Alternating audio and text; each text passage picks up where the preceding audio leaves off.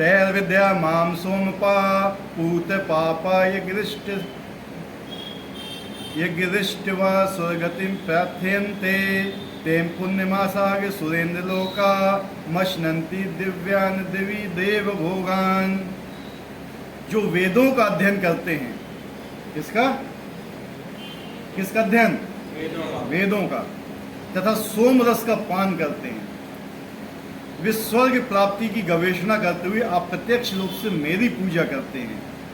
वे पाप कर्मों से शुद्ध होकर इंद्र के पवित्र स्वर्ग धाम में जन्म लेते हैं, जहां वे देवताओं का सा आनंद भोगते हैं।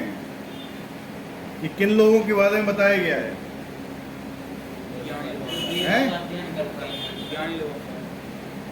जो वेदों का अध्ययन करते हैं। इसका वेदों का ज्ञानी है, जो भक्तों की बात नहीं कर रहे हैं भगवान यहाँ। इसकी भक्तों की बात, कर्मकांडी, जो कर्मकांडी ब्राह्मण होते हैं उनकी बात कर रहे हैं यहाँ पे। क्या कहते हैं? जो वेदों का अध्ययन करते थे, सोम रस का पान करते हैं, वे स्वर्ग प्राप्ति की गवेषणा करते हुए अप्रत्यक्ष मतलब क्या है? Indirect way. अप्रत्यक्ष रूप, डायरेक्ट भगवान की पूजा नहीं करते, लेकिन अप्रत्यक्ष रूप से करते हैं। वे पाप कर्मों से शुद्ध होकर इंद्र के पवित्र स्वर्ग धाम में जन्म लेते हैं, देवताओं का सा आनंद भोगते हैं। यहीं पे लोग बहुत ज्यादा पागल हो जाते हैं, पता है? इसी श्लोक के पीछे ही पूरी दुनिया भरी हुई है, पूरी दुनिया पड़ी हुई है। मुसलमान क्या बोलते हैं?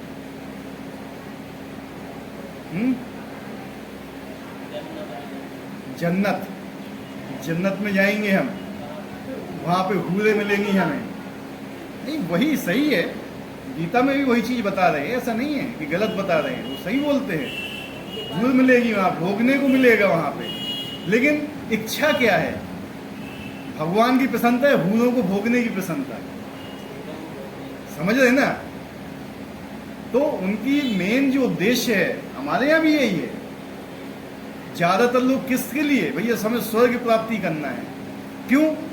भोग मिलेंगे वहां पे, यहां से अच्छे भोग मिलते हैं, ठीक है।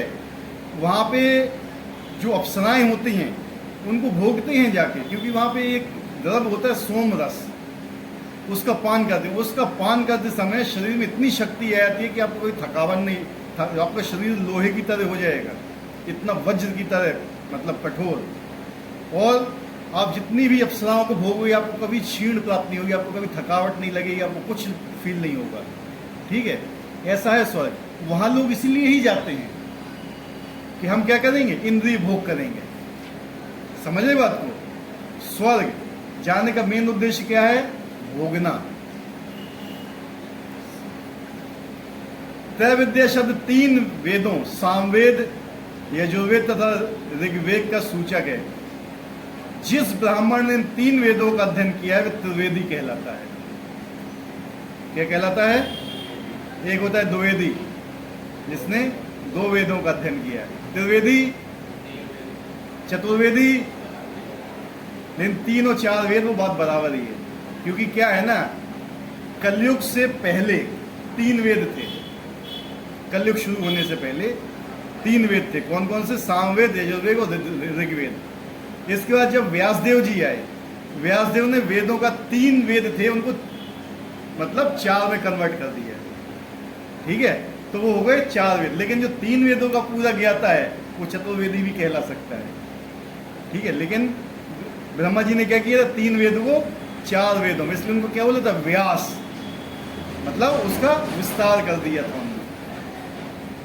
जो इन तीनों वेदों से प्राप्त ज्ञान के प्रति आसक्त रहता है, उनका समाज में आदर होता है।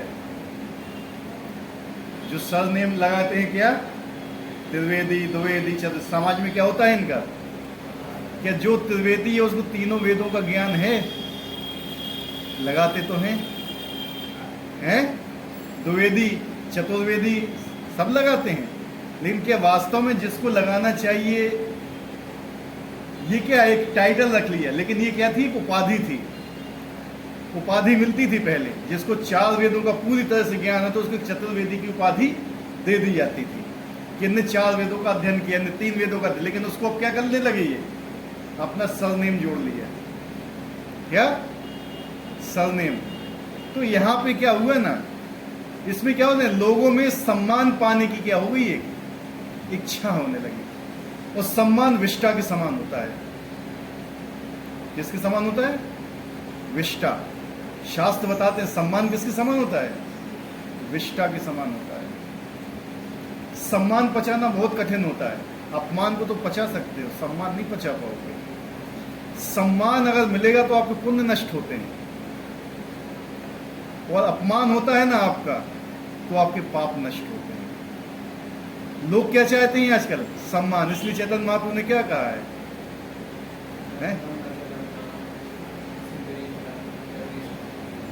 हमें सम्मान की जरूरत नहीं है, हमें सम्मान देना है। अमानी ना मान देना। अगर आप सम्मान की इच्छा चाहते हो इस दुनिया में, तो आप गलत रास्ते पे जा रहे हो। वो चैतन्य महाप्रभु की शिक्षा नहीं है सम्मान चाहेंगे। ठीक है? न धनम न जन्म न सुंदरी कविताम व जगदीश काम ये मम जन्मनी जन्मनीश्वर भगवत भक्ति रहे। क्या नहीं चाहिए? न धन चाहिए। किसके लिए? अपने लिए। हमें अपने लिए धन की जरूरत नहीं है। न धनम न जन्म। अपने लिए हमें अनुयायी की जरूरत नहीं है। मुझे कोई शिष्य नहीं बनाना है, मुझे कोई फॉलोअर नहीं बनाना है। आजकल देखो कितने लोग फॉलोअर के पीछे पड़े हुए हैं। मेरे इतने लाइक्स हो गए, मेरे इतने फॉलोअर हो गए, मेरा इतना लेक्चर इन लोगों ने देख लिया। समझ रहे? जो भी लेक्चर्स होते हैं, समझ रहे, वो लोगों की प्रसन्नता के लिए नहीं होना चाहिए जो सामने बैठे। पहली बात तो ये है। रूपा जी तब भी जब भी लेक्चर देते थे, वो कभी अपने ऑडियंस की प्रसन्नता के लिए नहीं देते थे। लेक्चर होते किसके थे? गुणगान किसका होता है? गुणगान किसका होना चाहिए? भगवान का होना चाहिए। आप लोग का गुणगान नहीं होना चाहिए, क्योंकि हम और आप गुणगान लायक है ही नहीं। तो गुणगान किसका होना चाहिए? भगवान का। लेकिन जो भगवान का गुणगान छोड़ के दूसरों का गुणगान करते हैं, तो उनमें उसकी कामना होती है। क्या कामना होती है? या तो धन प्राप्ति की, या फिर सम्मान प्राप्ति की। होती है कि नहीं? सेम चीज। अगर हमें आपसे कोई चीज चाहिए होगी, तो हम क्या करेंगे बताइए? मक्खन लगाएंगे ना आपको। Right wrong? मतलब हमें आपसे चाहिए, किसके लिए? अपने लिए चाहिए। तो ये चीज समझो। लेकिन अगर वही चीज अगर आप भगवान के लिए मांगते हैं, तब फिर बात अलग हो जाती है। जैसे ना धनम ना जन्म ना सुंदरी। हम दान मांगते हैं किसके लिए? किसके लिए? भगवान की सेवा के लिए। क्यों? वो हमें अपनी सेवा में नहीं लगाना है, वो चीज अलग हो जाती है। भगवान से आप फिर धन मांग सकते हो। फिर भगवान से कहे कि मुझे धन चाहिए है, किसके लिए? आपकी सेवा के लिए। मुझे अपनी सेवा के लिए नहीं चाहिए। मुझे लोग चाहिए किसके लिए? आपकी सेवा के लिए। मेरी सेवा के लिए नहीं चाहिए मुझे। समझ रहे? ना धनम ना जन्म ना सुंदरी। सुंदर कविता यानी जो बुक वगैरह लिखते हैं, बड़े बड़े मतलब बुक लिखते हैं, टीका लिखते हैं, किसके लिए लिखते हैं? भगवान की प्रसन्नता के लिए। इसके लिए कि मेरा यश बढ़े। लेकिन आजकल लोग बुक्स किस लिए लिखते हैं?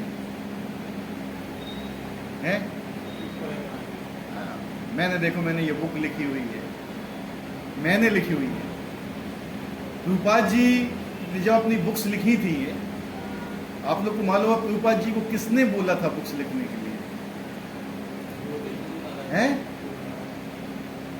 प्रभुपाद जी केवल लिख रहे थे, बोल कोई और रहा था। गए तो हो ना आप लोग राधा दामोदर मंदिर में? देखा तो है। कौन कौन गए श्री श्री राधा दामोदर मंदिर में? गए हो ना? जो प्रभुपाद जी का रूम है, वहां से किसकी समाधि दिखती है?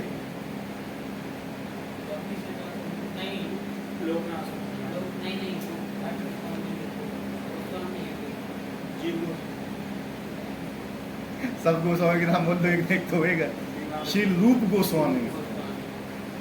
श्री रूप गोस्वामी साक्षात आते थे और उनको लिखवाते थे कि ये लिखिए आप। प्रभुपाद जी की बुक्स है, प्रभुपाद जी कहते थे ये बुक्स मैंने नहीं लिखी हुई, श्री रूप गोस्वामी ने उनको लिखवाई हुई है कि आप लिखिए और मैं बोल रहा हूँ। ठीक है? और श्री प्रभुपाद जी स्वयं बोलते थे ये मेरी वाणी नहीं है, तो जब भी वो पढ़ते थे उन्हें खुद आश्चर्य होता था ये मैंने नहीं लिखा हुआ है, ये मुझे लिखवाएंगे ही हैं। ठीक है, इसलिए बताते हैं कि मतलब शील प्रभुपाद की बुक्स कितनी पावरफुल हैं, क्योंकि उनमें एक क्या है, करुणा है, उनमें एक कृपा है। अगर वो आप बुक पढ़ोगे, क्यों आजकल लोग बुक्स पढ़ के ही भक्त बन रहे हैं बताइए, आज तक उन बुक में कुछ ना कुछ ऐसी महिमा है, क्योंकि उसमें कृपा है श्री रूप गोस्वामी की। हम लोग क्या बोले जाते हैं, जो इस्कॉन के फॉलोअर्स हैं, गौड़ीय फॉलोअर्स हैं, रूपानुगा बोले जाते हैं। क्या रूपानुगा? हम रूप गोस्वामी के फॉलोअर्स हैं। ठीक है, रूप गोस्वामी हमारे आचार्य हैं। वो चैतन्य महाप्रभु ने उनको शिक्षा दी थी, और चैतन्य महाप्रभु ने उनको आज्ञा दी थी कि आप लिखिए। जो चैतन्य महाप्रभु ने शिक्षा दी, किसने शिक्षा दी? भगवान चैतन्य महाप्रभु। देखिए, जब चैतन्य चैतन्य पढ़ेंगे तो उसमें भगवान चैतन्य महाप्रभु ने रूप गोस्वामी को, सनातन गोस्वामी को शिक्षा दी थी। रूप गोस्वामी को शिक्षा दी थी कि क्या लिखने के लिए? भक्ति रसामृत सिंधु, भक्ति का विज्ञान आप लिखिए। और सनातन गोस्वामी को भी शिक्षा दी थी, हैं, हरि भक्ति विलास वगैरह, क्या नियम कानून क्या क्या फॉलो करिए, सब कुछ बताया गया था। तो जो शिक्षा दी चैतन्य महाप्रभु ने श्री रूप गोस्वामी को, जो उन्होंने लिखी है भक्ति रसामृत सिंधु में, उसका आज तक तोड़ नहीं है। किसी भी, जितने भी संप्रदाय हैं, सब उसको फॉलो करते हैं, उसको काट नहीं सकते हैं कोई। इतनी पावरफुल लिखी है श्री रूप गोस्वामी ने। क्यों? किसने बताई थी उनको? श्रीमती राधा रानी ने। राधा रानी कौन थी? चैतन्य महाप्रभु। चैतन्य महाप्रभु और भगवान कृष्ण के एक सिंगल रूप में आए थे वो, यानी सिद्धांत भगवान का था और कृपा किसकी थी? राधा रानी की थी। तो जो ने अपना भक्ति रसामृत सिंधु दिया लोगों को, हम तो इतने कि हम उसको समझ भी नहीं सकते हैं, इसलिए उन्होंने फिर से उसको भक्ति रसामृत सिंधु बिंदु एक दिया हुआ है। किसने लिखा है वो? शील, ये क्या है इनका नाम? विश्वनाथ चक्रवर्ती ठाकुर। रूप गोस्वामी का आवेश आया था इनके, तब उन्होंने लिखा था कि आप इसका एक बिंदु भी जान लोगे ना तो आप भगवत धाम पहुंच जाओगे। ठीक है, तो ये पुस्तकें हमें पढ़ना चाहिए। भक्ति रसामृत सिंधु, उसमें बताया हुआ कि भक्ति वास्तव में होती क्या है। ठीक है, जो हम भक्ति समझते हैं ना, एकदम भक्ति का 0.00001% भी हमने छुई भी नहीं है भक्ति को अभी तक। ठीक है, हमारी जो स्थिति है वो वास्तव में भी इतनी ही है कि हमने छुई भी नहीं है अभी तक।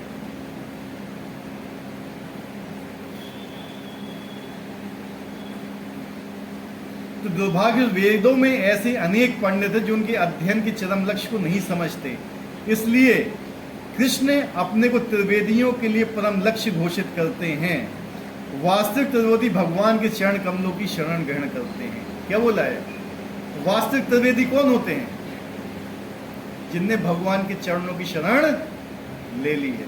आप वेद को पढ़ के आप ज्ञानी बन गए, आपने वेद के सारे सूत्र याद कर लिए, वेद के सारे श्लोक याद कर लिए, लेकिन ये नहीं जान पाए कि भगवान कौन है। क्या फायदा? समझ रहे? ऐसे ऐसे बहुत यज्ञ होते हैं,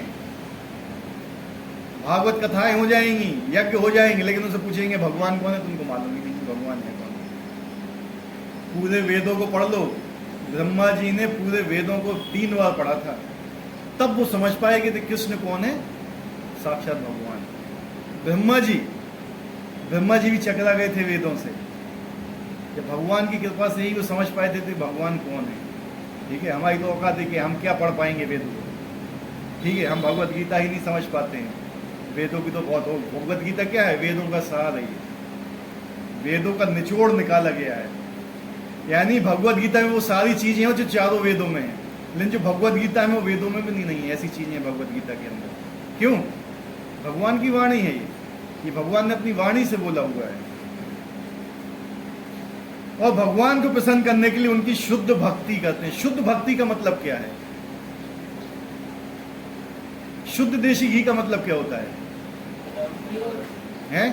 प्योर। ऐसी भक्ति क्या है? प्योर होना चाहिए, उसमें भी मिलावट नहीं। मिलावट किस चीज की होती है? 3 चीजों की मिलावट होती है भक्ति, 3-4 चीजों की। कर्म, ज्ञान, किसकी? कर्म की होती है, कर्म मिश्रित भक्ति, ज्ञान मिश्रित भक्ति, ये सब चीज़ें होती हैं। शुद्ध भक्ति बहुत रेयर होती है, बहुत दुर्लभ होती है। हर आदमी शुद्ध भक्ति नहीं कर सकता है। हर आदमी का भक्ति करने का कोई ना कोई एक प्रयोजन होता है। हर आदमी जो इस्कॉन ज्वाइन करता है, कोई संस्था ज्वाइन करता है, हर आदमी भगवान की प्राप्ति के लिए ज्वाइन नहीं करता है। हमेशा याद रखना, हर आदमी नहीं करता है। कोई आदमी अपना नाम कमाने के लिए करता है, कोई अपना पैसा कमाने के लिए, कोई फॉलोअर बनाने के लिए, लेकिन भगवान को प्रसन्न करने के लिए शायद ही कोई होता है जो इस रास्ते पे आता है। वो रास्ते का उद्देश्य ही वही है। समझ रहे क्या है? मीराबाई ने क्या बोला था? मेरो तो गिरधर गोपाल दूसरो ना कोई। कितने लोग दूसरे हैं यहाँ पे? कितने लोग दूसरों पर विश्वास करते हैं गिरधर गोपाल के अलावा? है? करते हैं ना सब। वो क्या कहती थी? मेरो तो गिरधर गोपाल दूजो ना कोई। गोपियाँ क्या बोलती थी? मेरा तो केवल कृष्ण है, उनके अलावा कोई नहीं है। वो किसी को जानते ही नहीं थे। भगवान चैतन्य महाप्रभु क्या कहते हैं? मैं तो आपके अलावा किसी को जानता ही नहीं। अब आप या तो मुझे आलिंगन करें या फिर मुझे दुत्कार के भगा दें। आप ही मेरे सर्वस्व हैं, आपके अलावा मेरा कोई नहीं है। क्या बोला था लास्ट में? 8वां श्लोक है शिक्षामृत का, शिक्षाष्टकम, आश्रिताम पर, है ना? किसको याद है?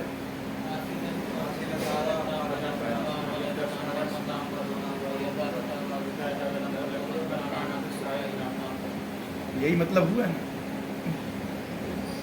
तो भगवान चाहे हमें स्वीकार करें अथवा स्वीकार ना करें, भक्ति तो हमें उनकी ही करना है। लेकिन ये हर आदमी को हजम नहीं।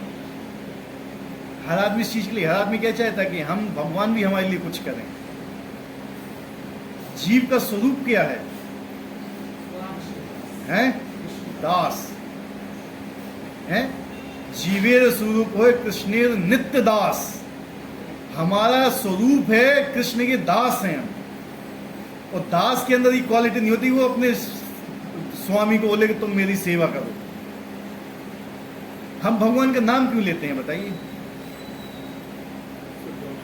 है? ये भी एक इच्छा है। क्या है? वो तो बाय प्रोडक्ट है ना। आप भगवान का नाम लोगे शुद्ध हो जाओगे ऑटोमेटिक, उसमें कोई दो राह नहीं है। लेकिन आप शुद्ध होने के लिए नाम लेते हो तो उसमें भी ये क्या है? हमारी कामना है। क्या है?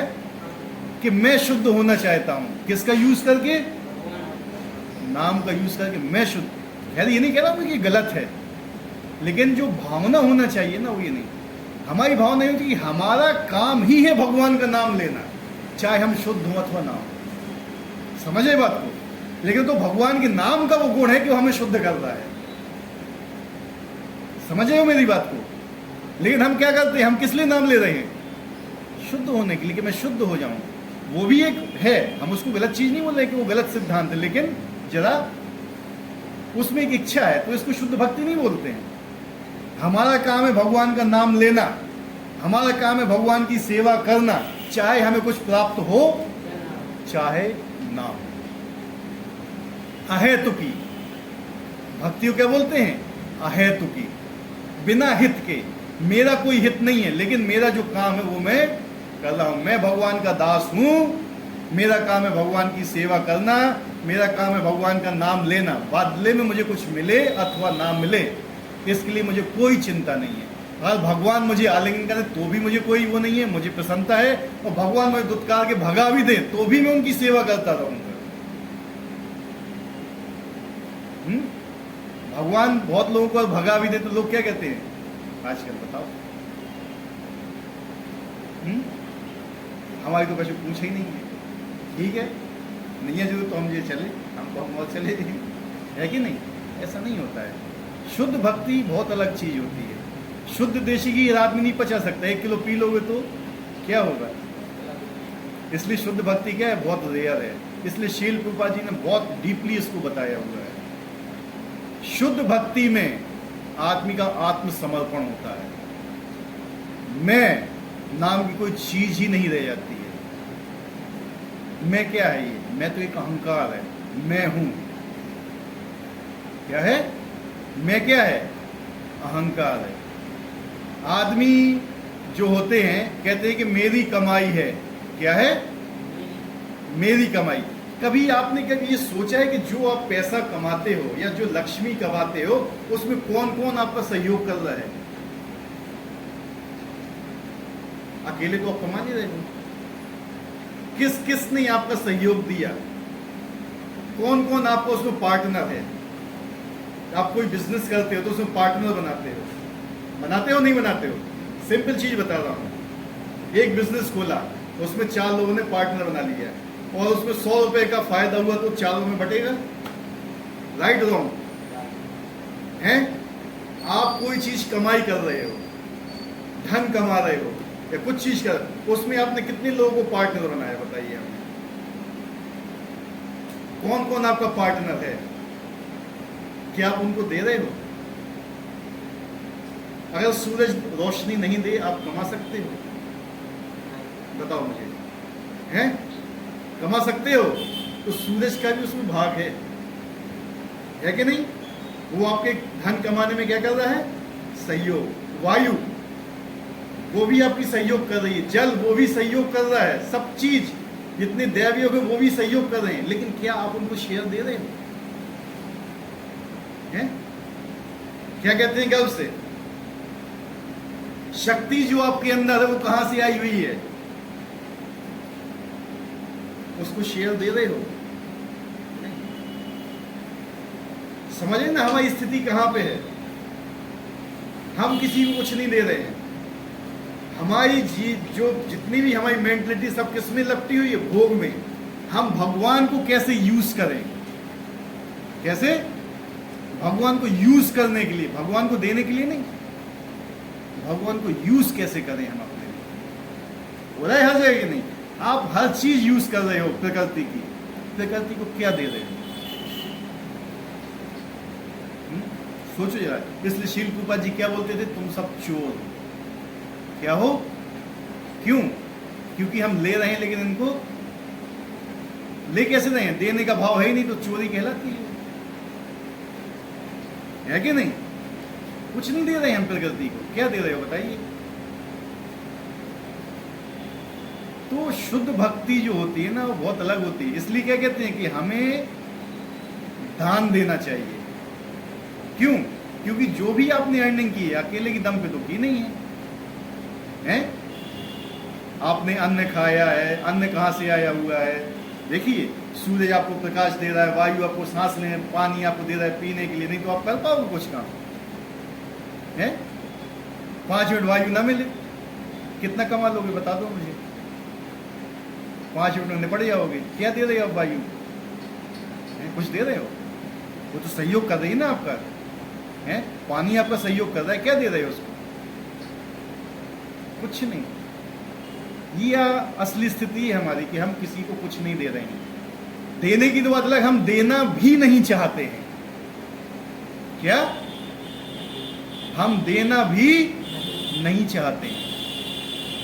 क्या बोल सकते हैं ऐसे व्यक्ति को कि जो किसी दूसरे से ले ले उसको देना नहीं चाहे? और आपसे कोई 1000 रुपये उधार ले गया वो आपको देना नहीं चाहे तो क्या लगेगा आपको? क्या सोचोगे उसके बारे में? समझो स्थिति क्या है आजकल समाज की। बहुत खतरनाक स्थिति है हमारी। भक्ति का सूत्र पर हरे कृष्ण मन के कीर्तन साथ साथ कृष्ण के वास्तव में समझने के प्रयास से होता है।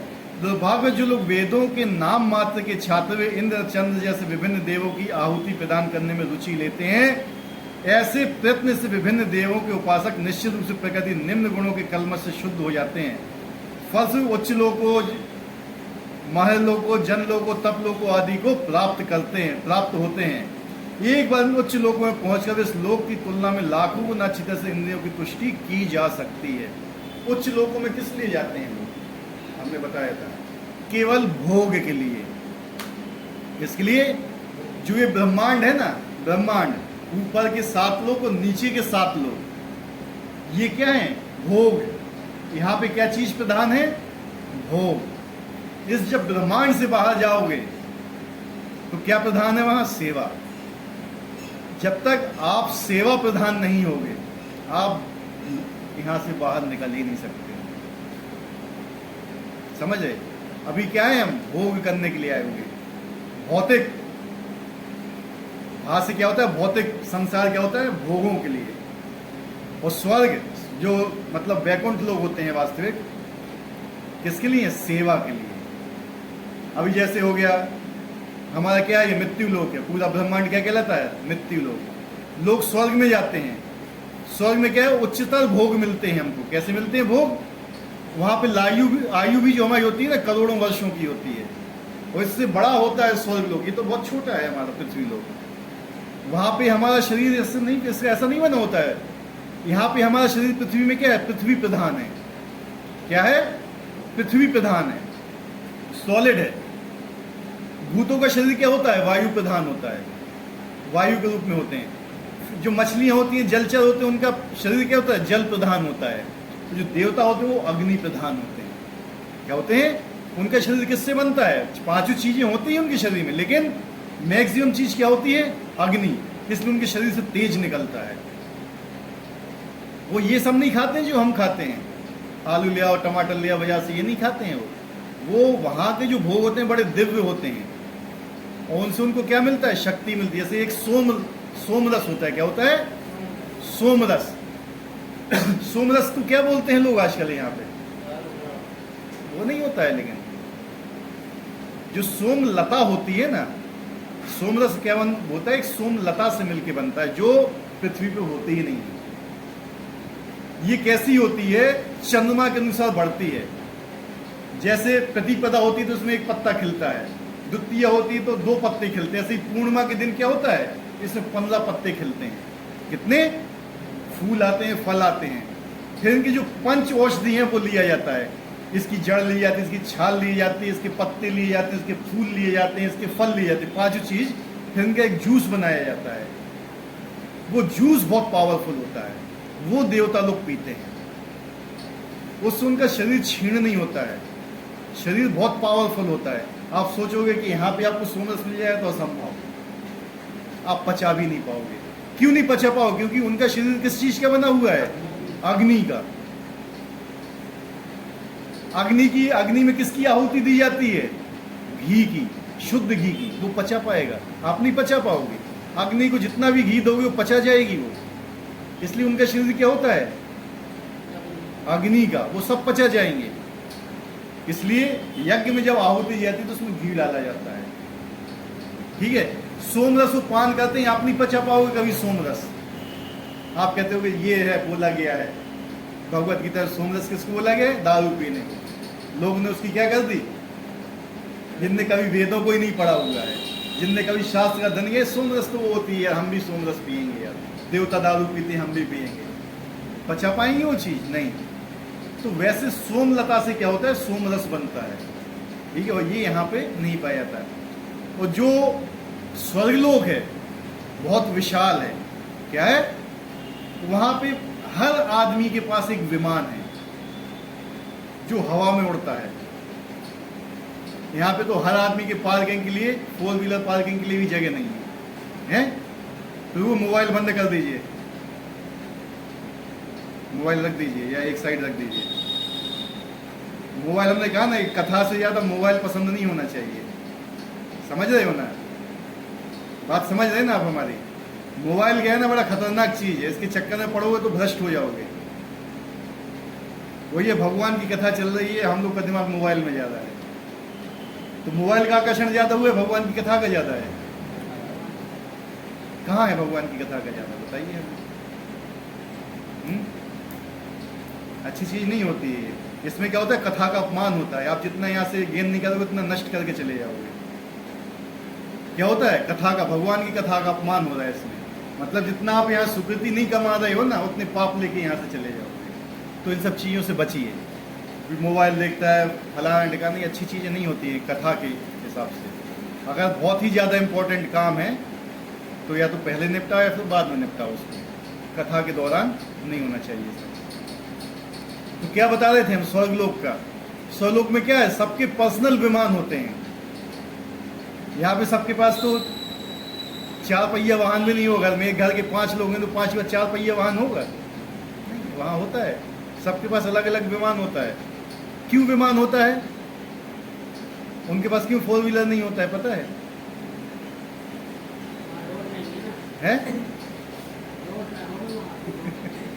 बताइए, सही बोला वो। क्यों?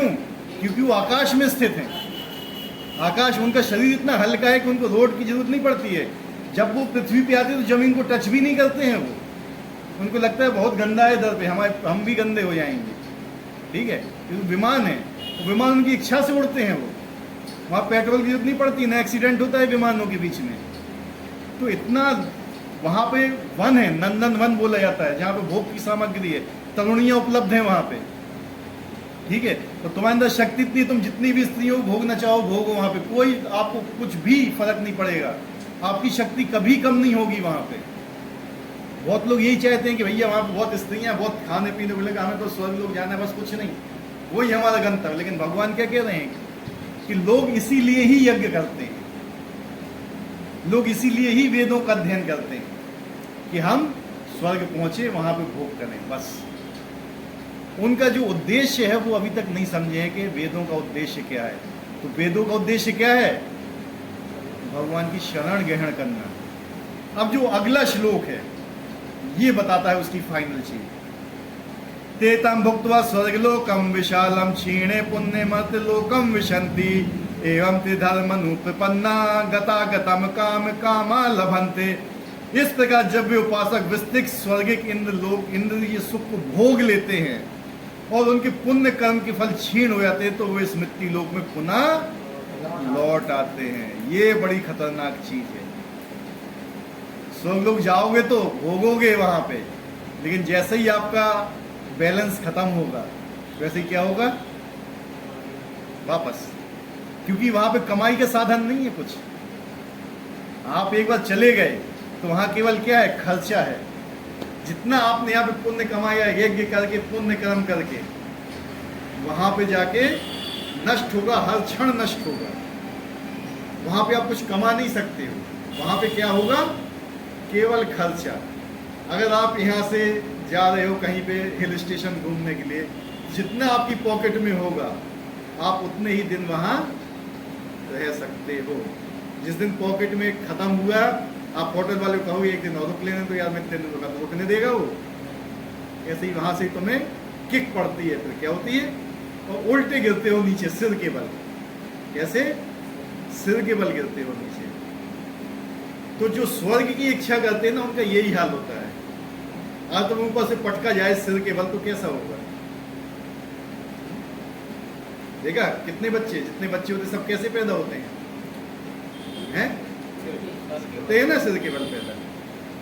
उसमें से मैक्सिमम लोग कहाँ से आते हैं? स्वर्ग से आते हैं, कुछ तो नरक से आते हैं, कुछ स्वर्ग से आते हैं।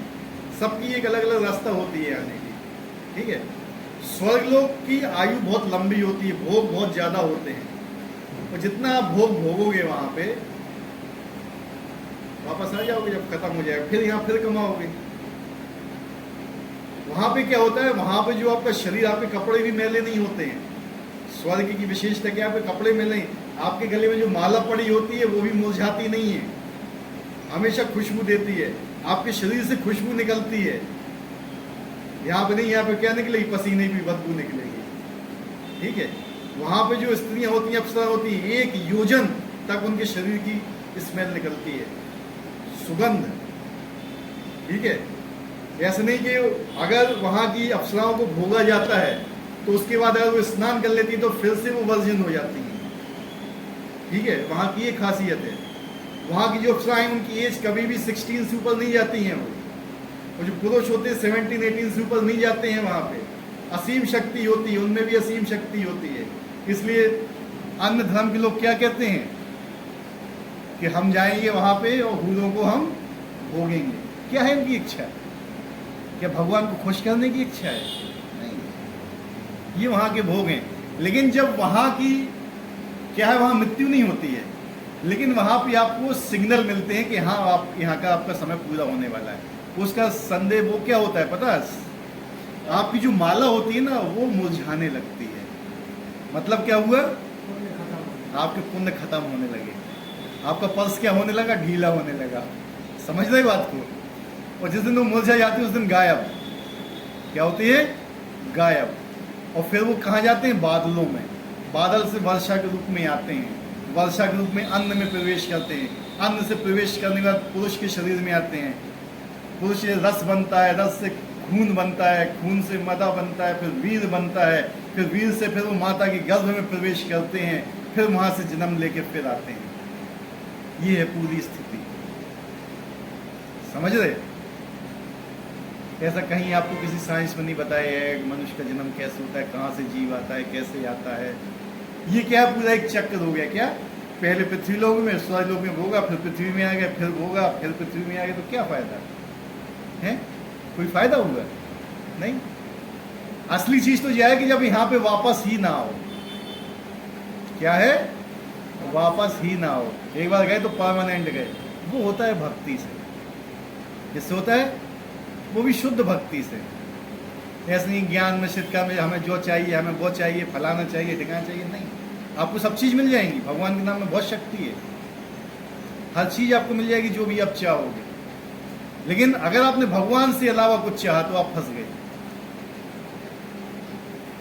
और भगवान को चाहा तो आप मुक्त हो गए। सीधी सिंपल बात है। लोग क्या चाहते हैं? लोग भगवान को नहीं चाहते हैं, भगवान की शक्तियों को चाहते हैं। भगवान की शक्ति क्या है? लक्ष्मी, ऐश्वर्य की देवी। ऐश्वर्य चाहिए। हमारे घर के बाहर कितनी गाड़ी खड़ी होना चाहिए? कम से कम 4 गाड़ियाँ। कौन कौन सी है? बढ़िया है। 4 मंजिला फ्लोर हो, 8 मंजिला हो। जब महाराज ययाति गए थे ना पुण्य लोगों को वहाँ स्वर्ग में भोगने के लिए, तो उनका घर पता कितना बड़ा मिला था उनको? 1200 किलोमीटर का घर था उनका, 1000 मंजिला का। 1 करोड़ वर्ष तक उनने भोग किया था वहाँ महाराज ययाति ने, उर्वशी के साथ में। ठीक है, इतने पुण्य थे उनके। हम जाएंगे तो हम तो एक भी दिन नहीं टिकेंगे वहाँ पे, हमारे तो पुण्य ही नहीं है। समझ रहे। तो बेसिकली क्या बताया जा रहा है यहाँ पे कि हमारा उद्देश्य है। सोमरस को पचाना इतना आसान नहीं होता है प्रभु। दारू पीने के बाद क्या होता है? दारू पीने के बाद भक्ति कर सकता है आदमी? है? उसके लिए क्या चाहिए ना, उसके लिए यहाँ चाहिए आपको संयम। अगर यहाँ पे आप रहोगे ऐसे कि हमारी चेतना ऐसी कि मैं भोग नहीं करना है, यहाँ भोग होते हुए भी आप नहीं भोग रहे हो, सब चीज है आपके पास, फिर भी नहीं। इसलिए क्या कहते हैं? 4 चीजों से बचो। कौन सी 4 चीजें हैं? हाँ, ये स्वर्ग में भी होता है। क्या होता है? देवता भी इससे नहीं बच पाते हैं। अगर आप बच रहे हो तो समझ लेना आपकी स्थिति क्या है। हरे कृष्ण। समझ रहे बात को? अगर आप बच रहे हो इन 4 चीजों से तो अपनी स्थिति समझ लेना क्या है। इसलिए शील प्रभुपाद ने बड़े सोच समझ के 4 चीजें दी थी हमें। अभी आप 4 चीज यहाँ कर रहे हो, अच्छी तरह से पालन करें तो स्वर्ग में भी फॉलो कर ले जाओगे। अगर आप यहाँ नहीं कर पा रहे हो तो वहां भी फॉलो नहीं कर पाओगे। ठीक है, ये चीज समझना चाहिए मेरे लिए। अगर जो व्यक्ति यहाँ पे 4 चीज फॉलो करके 16 माला का जाप कर रहा है मिनिमम, तो वहां पे भी कर लेगा। ऐसा नहीं कि वहां से हर लोग आते हैं, वहां पे भी भक्ति कर सकते हो आप, लेकिन सोमरस को पचाने की शक्ति होना चाहिए आपके अंदर। हर आदमी नहीं पचा पाता है, वो भोग में लगा देता है उसको। ठीक है, तो पचाना ही बहुत बड़ी बात है। वो पचाएगा कैसे? भक्ति से। समझ रहे बात को हमारी? तो वहां पे जाके ही भक्ति हो सकती है, ऐसा नहीं कि नहीं हो सकती है। आप पढ़िए बृहद भागवतम, श्री सनातन गोस्वामी ने लिखा हुआ है, उसमें पूरा बताया गया है ऊपर से। वास्तविकता जो है ना, अगर आपने बृहद भागवतम पढ़ ली, पूरी वास्तविकता बताई गई उसमें कि आदमी कैसे कैसे बैकुंठ लोग पहुंचता है। तब वहां पे आप कुछ कर पाओगे, संभावना है। इसलिए शील प्रभुपाद जी बोलते थे कि मेरे मैक्सिमम फॉलोअर्स स्वर्ग लोग जाएंगे, मैक्सिमम 90%। कर तो रहे हैं वो, लेकिन पूर्णतः नहीं कर रहे हैं। जो बिल्कुल पावरफुली तरीके से कर रहा है, और स्वर्ग लोक से भी ऊपर जाएगा वो। क्योंकि वहाँ भोग बहुत ज़्यादा है। भोग में आदमी क्या होता है, विचलित होता है। और आपको हर तरीके के भोग दे दिए हैं, आप विचलित हो जाओगे। अभी आप सब लोगों के खाते में 10-10 करोड़ रुपए भेज दिए जाएं, या आपको पता चल जाए कि आपकी 10 करोड़ की लॉटरी खुल गई, फोन आ जाए अभी कि अभी आ जाओ, आप कथा छोड़ के तुरंत भाग जाओगे। भाग जाओगे कि नहीं भाग जाओगे? वो ये कह दे कि आधा घंटे के अंदर आपको आना है, आपकी 10 करोड़ की लॉटरी खुली है, तो आप आ जाओ। भाड़ में जाए कथा, ठीक है, आप तुरंत भागोगे। भोग ऐसी चीज होती है, भोग आदमी को विचलित कर देता है, ठीक है।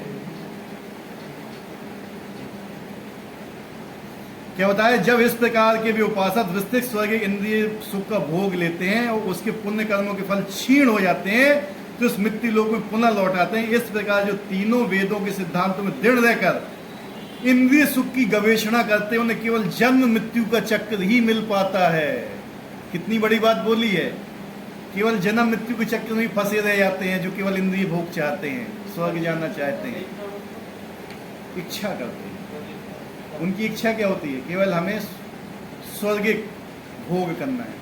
हमारी इच्छा भी अभी ऐसा ही है, पता है, बिल्कुल वही इच्छा है हमारी भोग करने की। कोई भी सेवा नहीं करना चाहता है भगवान की। कोई एक बता दो जो हमें सेवा करना चाहता है हृदय से, नहीं करना चाहते किसी के अंदर। अगर सब कोई अपने अंदर झांक के देखे ना, अपने अंदर झांक के देखो कि हमारे अंदर क्या है, आपको सब चीज साक्षात दिखेगा कि हम किस लिए ये कर रहे हैं, ठीक है। क्या हम वास्तविक ये सब चीज कर रहे हैं भगवान की प्रसन्नता के लिए कर रहे हैं, ये हम किसी और चीज के लिए कर रहे हैं, आपको सब समझ में आएगा। लेकिन जब आपको ये समझ में आया कि मैं ये भगवान की प्रसन्नता के लिए कर रहा हूँ, तो आप सही हो। और भगवान की प्रसन्नता के अलावा और भी चीजें होती हैं ना, तो नहीं होती। बहुत लोग आते हैं इस्कॉन में आके या कहीं किसी संप्रदाय में आके ज्वाइन कर लिए, वहां पे सीख लिया और जाके खुद अपना एक अलग से खोल लिया, आओ हमारे पास आओ, हम तुम्हारे गुरु हैं, हम तुम्हें सिखाएंगे क्या है, हमारे शिष्य बनो। जबकि हमारे यहाँ परंपरा सिस्टम में ऐसा नहीं है। हमारे अंदर कोई ऐसा वो नहीं होता है कि अपने शिष्य बनाओ। तो जब तक गुरु इस पृथ्वी पर जिंदा है, पृथ्वी पर उपस्थित है, शिष्य को अधिकार नहीं होता है कि वो शिष्य ग्रहण करे, उसको अपने ऊपर भेजना पड़ता है। समझ रहे हो? अगर गुरु परंपरा है, जैसे हमारे गुरु हैं उपस्थित, या जिनसे अभी हमने ब्राह्मण दीक्षित वो उपस्थित हैं, तो हम आप लोगों को शिष्य बना ही नहीं सकते हैं। समझ रहे बात को? हमें कहाँ ले जाना पड़ेगा? उनके पास, क्योंकि हमारे पास उतना नहीं है शक्ति कि हम आपको मुक्त करा सकें, लेकिन उनके पास शक्ति है। देखो आजकल क्या होता है, लोगों को जोड़ना कोई बड़ी बात नहीं है। क्या है? लोगों को जोड़ना कोई बड़ी बात नहीं है। आजकल के ज़माने में आप 4-6 अच्छी बातें बोलोगे, लोग जुड़ जाएंगे आपसे, लेकिन उनको उठाना भक्ति में, वो बहुत बड़ी बात है। कितने संप्रदाय हैं जो लोगों को भक्ति में उठा रहे हैं, और कितने संप्रदाय हैं लोगों को जोड़ रहे हैं। जरा देखना, भक्ति में उठाना, उनको लेके जाना ऊपर तक, ऊपर लेवल तक लेके जाना, वहां पर उनको स्थापित करना लेवल पे। रूपा जी लोगों को जोड़ा अकेला नहीं था, उनको उठाया था, संन्यास ग्रहण कराया था लोगों को। कहां से संन्यास, कैसे लोगों को लिया था उनने? जो हिप्पीज थे, संन्यास दिया उनको, इतने महान सन्यासी बने वो, ठीक है।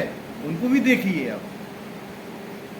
तो लोगों को जोड़ना कोई बड़ी बात नहीं कि हाँ कि लोगों को जोड़ दिया, 50 हो गए, 100 हो गए, 200 हो गए, तो कोई बड़ी बात नहीं है। कोई भी जोड़ सकता है। वो 4 से अच्छी बातें बोल लो, तुम लोग जुड़ जाएंगे, लेकिन उनको फिर उठाना, वो जिस लेवल पे हैं आज, उस लेवल से उठाना कर्तव्य होता है। ये मेन चीज होती है। और इस्कॉन जो हमारी संस्था है, उसमें ये मेन चीज है, आपको लेवल से ऊपर उठा के लेके जाएंगे। इसलिए वहाँ पे आपकी टेस्ट होते रहते हैं, हर चीज़ होती रहती है वहाँ पे, ठीक है। हमेशा चलता रहता है ये चीज़ आपको ऊपर उठाने के लिए। आप अभी ऊपर उठिए, ऊपर उठिए, ऊपर उठिए, लेकिन ऐसा नहीं होता गुरु का काम तुमने दीक्षा दे दिया, हम लेक्चर दे रहे हैं, हमारे लेक्चर में आओ, सुनो, जाओ, जहाँ पे हमारा लेक्चर हो रहा है वहाँ पे आओ, नहीं, ये नहीं होता है। गुरु देखता है कि मेरा शिष्य ऊपर उठ रहा है अथवा नहीं उठ रहा है, ये मेन चीज होती है। तो ये सिखाया जाता है एक शिष्य को ऊपर उठाना, जिस स्तर पे वो अभी है। उसको बोला था तुम 4 नियम के पालन करो। लोग तो यही भी नहीं बताते कि 4 नियम का पालन भी करना है। क्यों कह रहे हैं? उठाने के लिए उसको। 16 माला का जाप क्यों बता रहे हैं? उसको ऊपर उठा। वो भी कितना होता है? मिनिमम 16 से नीचे नहीं, 16 से कम नहीं, मिनिमम 16 होना चाहिए। जब मिनिमम 16 माला जाप करोगे और 4 नियम का कठोरता पूर्वक पालन करोगे, आपकी स्थिति देवताओं से ऊपर होगी। समझ रहे? ये है इसका सिद्धांत। 4 नियम कठोरता से पालन करना और 16 माला का जाप सावधानी पूर्वक करना, ये बहुत बड़ी बात है। अगर आप ये कर रहे हो अच्छी तरह से, आपकी स्थिति देवताओं से भी ऊपर है। उसके बाद ही इस्कॉन में दीक्षा मिलती है फिर आपको। लेकिन उसके बाद भी अगर संगति गलत हो गई तो फिर नीचे आता है। सबसे मेन इफेक्ट किसका पड़ता है? संगति का। अगर आपकी संगति गलत पड़ेगी, नीचे आएगा वो।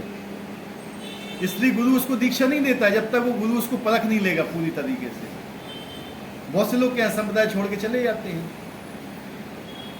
हर जगह ऐसे ही होता है, संप्रदाय छोड़ चले गए, गिर गए, तो उनको गुरु बचाने नहीं आता, क्योंकि गुरु के वो शब्दों पे ही नहीं टिका हुआ है। समझ रहे बात को? तो ये चीजें होती हैं। इसी तरह स्वर्ग से भी पतन होता है। क्या है? गए किस लिए? भोग करने के लिए। वहां पे आप भक्ति नहीं कर रहे हो। वहां पे भक्ति का ऑप्शन रहता है वहां पे, लेकिन करना बहुत मुश्किल होता है। हर आदमी भक्ति नहीं कर सकता है स्वर्ग में पहुंच के। जिसने यहाँ पे झेला हुआ है, जिसने यहाँ पे तपस्या की, वही वहां कर सकता है। स्वर्ग जाना कोई बड़ी बात नहीं है। आप हरे कृष्ण महामंत्र का जाप भी मत करो, आप यज्ञ करो, पुण्य काम करो, स्वर्ग पहुंच जाओगे, भोग करोगे, नीचे आ जाओगे। लेकिन जब हरे कृष्ण महामंत्र का जाप करोगे, 4 नियम का पालन करो, तो वहां सस्टेन कर पाओगे आप। सस्टेन करने का मतलब जानते हो? वहां पे आप सोम रस को जो है ना, पचाने की शक्ति रख पाओगे, अपनी इंद्रियों को नियंत्रित करने की शक्ति रख पाओगे, भगवान का नाम उच्चारण करने की शक्ति रख पाओगे। नहीं तो वहां भी विचलित हो जाओगे। बहुत से ऐसे लोग आते हैं इस्कॉन के अंदर भी, भैया ठीक है हमारी नौकरी लग गई, बस खत्म काम।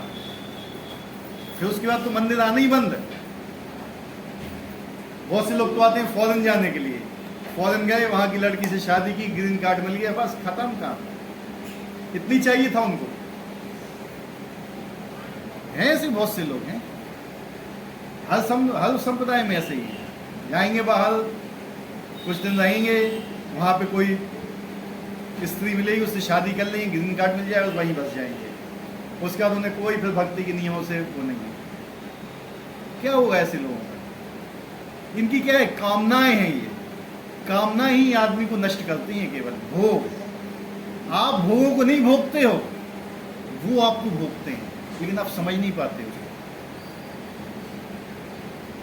आप सिगरेट पीते हो, सुट्टा मारते हो कि आप सिगरेट को पी रहे हो, वो आपको पी रही है। दारू आपको नहीं पीती है, तुम दारू को नहीं पीते, दारू पीती है आपको। आप मांस खाते हो ना, तो वो भी आपको खाएगा। इतना समझ लेना, ठीक है? तो जो ये सब चीजों में पड़ा हुआ है ना, वो सोचता है कि मैं बहुत बड़ा स्मार्ट हूँ। माया तुमसे बड़ी स्मार्ट है। इसलिए उतना एक स्मार्ट है, उसने एक वो भेज दिया पार्षद, माया ने, बहुत स्मार्ट है तुम लोग को बहलाने के लिए। क्या है वो? स्मार्टफोन। वो आपको भक्ति में लगने ही नहीं देगा, आप जितना भी ट्राई कर लेना, लगने ही नहीं देगा। तो माया का चेला है वो, ठीक है? माया कह रही मुझसे, मैं तो बहुत स्मार्ट हूं, लेकिन नहीं, मेरे चेले से पहले निपट लो, मुझसे तो बाद में निपटना, ठीक है? वही भगवान की बहुत बड़ी भक्त है। वो जानती है तुम कितना सोच सकते हो, वही तुम्हें शास्त्रों से ऐसा घुमाएगी ना, तुम भी कहोगे कि तुम गलत कर रहे हो, कहोगे मैं सही कर रहा हूं, और माया कहेगी कि तुम सही कर रहे हो। शास्त्रों के अनुसार वो सिद्ध भी कर देगी तुम सही कर रहे हो, और तुम मान भी जाओगे सही कर, लेकिन होगा क्या? गलत। इसलिए कहते हैं कि गुरु के अंडर में रहो हमेशा। जो प्रमाणिक गुरु, वो समझ जाएगा कि माया की चाल है ये, अन्यथा भ्रष्ट हो जाओगे। जो स्वर्ग लोग प्राप्त करता है उसे दीर्घ जीवन तथा विषय सुख में श्रेष्ठ सुविधाएं प्राप्त होती हैं। तो तो भी उसे वहां सदा रहने नहीं दिया जाता है। क्या बोले हैं? सदा स्वर्ग में रहने को नहीं मिलेगा। मर गए तो लिख दिए स्वर्गीय, तो क्या सदा वो स्वर्ग में रहेगा? नहीं, आएगा लौट के। और लिख दिया, पता ही नहीं है कि स्वर्ग जा रहा है कि नरक जा रहा है। लिख तो दिया हमने कि स्वर्ग में जा रहा है, स्वर्गीय लिख दिया आगे बस है। वो क्या है, वो सम्मान देते हैं, हम सम्मान देते हैं। क्या आपको मालूम है वो स्वर्ग में गया है? वास्तव में सम्मान देने की बात है बस, वो इतनी, इससे ज्यादा कुछ नहीं है। ठीक है, अगर हाँ वो वास्तविक में उसकी ऐसे कर्म है तो आप लिख भी सकते हैं। हाँ, नहीं, कुछ ऐसे होते हैं संत महात्मा जिनने किया हुआ है, लिख सकते हैं उनकी गोलोकवासी, ऐसा नहीं है। जैसे हमारे यहाँ नहीं लिखते हैं कभी इस वन में, गौड़ी वैष्णव में नहीं लिखते हैं कभी, वो लिखते हैं नित्य लीला प्रविष्ट। क्या लिखते हैं? जहाँ पे भगवान की लीलाएं हो रही हैं वहाँ पे जाएगा वो, चाहे वो मृत्यु लोक हो, चाहे स्वर्ग लोक हो, चाहे वैकुंठ लोक हो, कहीं पे। हमारा उद्देश्य ये नहीं रहता है कि हम वैकुंठ जाएं, हमारा उद्देश्य ये नहीं होता है कि हम गोलोक जाएं, हमारा उद्देश्य ये होता है जहाँ पे हमें भगवान की सेवा मिल रही है हम वहाँ जाएं। इसलिए नित्य लीला प्रविष्ट, भगवान की लीलाएं चल रही, भगवान की लीला में भाग लो। प्रचार भी एक भगवान की लीला है। क्या है? लोगों को अपने पास बुलाने के लिए, तो उसमें भी भाग लेना चाहिए। तो ये सब चीजें मेन होती हैं। और जो भगवान का सार्थक होगा, भक्त होगा, भगवान की शरणागत होगा, उसके लिए सब नियम नहीं होते हैं कि उसको स्वर्ग से लौट के आना पड़ेगा, इधर से लौट के आना पड़ेगा। नारद जी देखो कहाँ कहाँ नहीं जाते हैं, वो हैं हर जगह जाते हैं, रुकते हैं, हर जगह अपना वो देते हैं, लेक्चर देते हैं, आते हैं। देखा है ना नारद जी को? सुना होगा, देखा तो नहीं होगा, देखोगे बाद में जब पुण्य हो जाएंगे। ठीक है, जैसा कि वेदांत सूत्र में इंगित किया गया है, जन्म अगस्त्य था, जिसने पूर्ण ज्ञान प्राप्त नहीं किया है या जो समस्त कारणों के कारण कृष्ण को नहीं समझता, वह जीवन के चरम लक्ष्य को प्राप्त नहीं कर सकता है। किसको नहीं समझता है? कृष्ण को नहीं समझता है। जिसने कृष्ण को जाना ही नहीं अभी तक है क्या चीज, वो कभी चरम लक्ष्य प्राप्त नहीं कर सकता है। वह बारंबार स्वर्ग तथा फिर पृथ्वी लोक को आता जाता था, मानो किसी चक्र पर स्थित हो, जो कभी ऊपर जाता है और कभी नीचे आता है। सारांश ये कि वह बैकुंठ न जाकर स्वर्ग तथा मृत्यु लोक के बीच जन्म मृत्यु के चक्र में घूमता रहता है। अच्छा तो ये हुआ कि सच्चिदानंद जीवन भोगने के लिए बैकुंठ की प्राप्ति की जाए, क्योंकि वहां से एक दुख में संसार में लौटना नहीं होता है। स्वर्ग कितने हैं? 7 स्वर्ग। कितने हैं? 7। ठीक है, तो इन 7 स्वर्गों से भी हमें बचना है। ये क्या है स्वर्ग? इनको कहते हैं फर्स्ट क्लास की जेल। क्या बोलते हैं? कितने क्लास की जेल होती है? 3 टाइप की जेल होती है ना, फर्स्ट क्लास की है, एक सेकंड क्लास की, थर्ड ग्रेड की जेल। थर्ड ग्रेड की जेल क्या है? नरक। सेकंड ग्रेड की पे भी हम हैं। फर्स्ट ग्रेड की क्या है? अगर आपको बंदी बनाया जाए, या तो सोने की जंजीरों से बंदी बना दिया जाए, या चांदी की जंजीरों से बंदी बना दिया जाए, या लोहे की जंजीरों से बंदी बना दिया, कोई फायदा है? बंदी तो हो ही ना, है कि नहीं? ऐसा कहो नहीं यार मैं तो सोने की जेल में रह रहा हूँ, हैं? ऐसा तो बोलोगे नहीं। है तो जेल ही ना, चाहे वो सोने का बना हो, चाहे चांदी का, चाहे लोहे का। सिंपल चीज है। चाहे आप स्वर्ग में गए तो सोने का जेल है, ये चांदी का जेल है, नीचे लोहे का जेल है, वो तो जेल में ही। मेन चीज है जेल से बाहर निकलना। क्या है? और वो जब तक नहीं निकलोगे जब तक आप सेवा में नहीं आओगे, नहीं निकल पाओगे। यही भगवान बताना चाहते हैं यहाँ कि जो मेरे शरणागत नहीं होता है, जो मेरी सेवा में नहीं लगता है। शरणागत का मतलब क्या होता है? जो भगवान चाहते हैं वो करिए आप। हमारी कोई इच्छा नहीं होती है, तो हमारी इच्छा ही है क्या? अभी तो हम क्या जानते हैं कि शरीर मेरा है। कौन से स्कूल में पढ़ाया जाता है कि तुम शरीर नहीं आत्मा हो? बताओ, कहीं नहीं पढ़ाया जाता है। कहीं नहीं पढ़ाया जाएगा मृत्यु के बाद भी जीवन है। कौन से स्कूल में पढ़ाया जाता है? कौन सी क्लास में, कौन से चैप्टर में लगा हुआ? बता दीजिए। मृत्यु की। यही एक सबसे बड़ा एक अभी अज्ञान है कि हम अपने आप को शरीर समझते हैं। सबसे पहले तो हम इसी चीज़ से बाहर निकलना है। भक्त बनने की तो बहुत बड़ी बात है, मैं शरीर हूँ, शरीर के बाद मैं ब्राह्मण हूँ, मैं क्षत्रिय हूँ, मैं वैश्य हूँ, मैं शूद्र हूँ, मैं हिंदू हूँ, मैं मुसलमान हूँ, मैं सिख हूँ, मैं ईसाई हूँ, मैं ब्राह्मण हूँ, वो ब्रह्मचारी हूँ, मैं गृहस्थ हूँ, मैं वानप्रस्थ हूँ, मैं सन्यासी हूँ। क्या है, किस चीज़ से पहचान है ये? शरीर से। भगवान चैतन्य महाप्रभु क्या कहते हैं इसके बारे में? ना हम विप्रो न च नरपतिर, न वैश्यो न शूद्रो, ना हम वर्णी न च गैरक पर, ना वनस्थो गतिर्वा। उसके बाद क्या बोलते हैं कि मैं कौन हूं? कौन है वो? केवल प्रोदम निखिलम और पूर्णमध्येव गोपिर भरतु पद कमलोर दास दासानुदासा। हम क्या हैं? जो भगवान कृष्ण की जो भक्त हैं, गोपियां, उनके दासों के दासों के दासों के दास के दास के बराबर हैं। हम कुछ नहीं हैं। हम अपने आप को क्या समझते हैं? बहुत बड़ा, लेकिन वास्तव में कुछ नहीं। चैतन्य महाप्रभु बोलते हैं अगर हम अपने तक अभी यही सीमित हैं, उनको जानते हो क्या नाम था उन ऋषि का? नाम नहीं, क्या था, 8 जगह से अष्टवक्र मुनि। अष्टवक्र मुनि पता है इनको क्या बोलते हैं? जो शरीर की चेतना में रहते हैं। ये क्या है? चमड़ा। चमड़ा का काम कौन करता है? चर्म का। तो अष्टवक्र मुनि बोलते हैं कि उनकी चेतना उससे ज्यादा नहीं है, जो अपने आप को इसके हिसाब से भेद करते हैं। समझ रहे कि मैं शरीर हूं, मैं शरीर नहीं। शास्त्र में शूद्र किसको बोला गया है पता है? ऐसा नहीं है जन्म से शूद्र होता है। शास्त्र में शूद्र किसको बोला गया है? जो अपने आप को शरीर समझता है। जो अष्टवक्र मुनि ने बोला था ना, जो अपने आप को शरीर समझता है वो शूद्र है, और जो अपने आप को शरीर नहीं समझता है, आत्मा समझता है, वो ब्राह्मण है। ब्रह्म जानाति इति ब्राह्मण। क्या? ब्रह्म। मैं कौन हूं? ब्रह्म हूं। अहम ब्रह्मास्मि।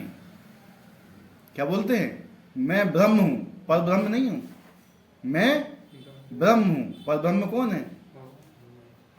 तो जो ये जानता है कि अहम ब्रह्मास्मि, वो ब्राह्मण कहने लायक है। मैं शरीर नहीं, मैं आत्मा हूं। वो आत्मा का क्या काम होता है? भगवान की सेवा करना।